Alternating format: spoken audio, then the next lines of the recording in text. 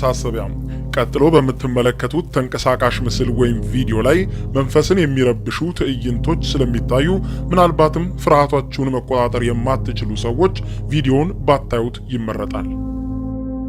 ቁጥር 1 የክፍል ውስጥ መንፈስ። ናታሊያ የምትባል አንዲት ዩኬ ውስጥ የምትኖር ልጅ ነበረች።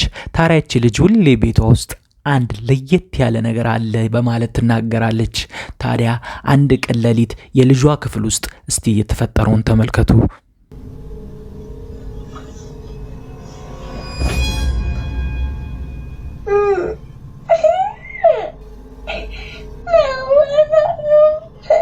የሆነ በአይን የማይታይ ነገር የልጁን እግር ስቦ ካልጋው ላይ ጣለው። ከወደቀም በኋላ ልጁ ብቻ የሰማው ድምጽ ነበርና ልጁ ኖ አይ ዶንት ላይክ ኢት ሲል ይስተዋላል። እናቱ ሜዳ ልጁን ምን ሆንክ ስትለው የሆነ ሰው ነበር ሲል መለሰላት።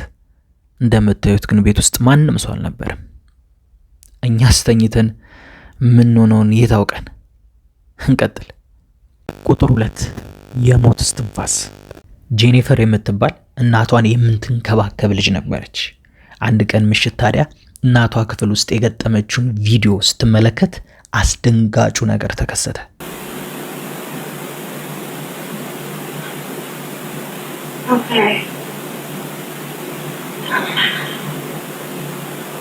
ሰምታችኋታል?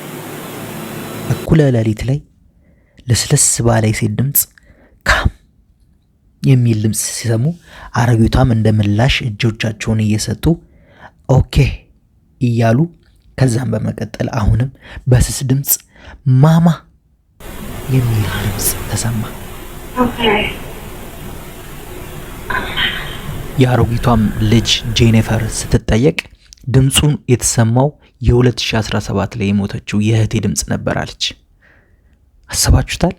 በህይወት ያጣችሁትን ሞተው እኛን ኮንታክት ሲያደርጉን በስመ አብ አያድርስ። እንቀጥል። ቁጥር 3 ተጫዋቿ መንፈስ። አንዲት ፊሊፒንስ ውስጥ የምትገኝ ሕፃን ልጅ ከመሸ ያጋጠማትን እስቲ እናንተ ተመልከቱ። ፍርዱንም ለእናንተው።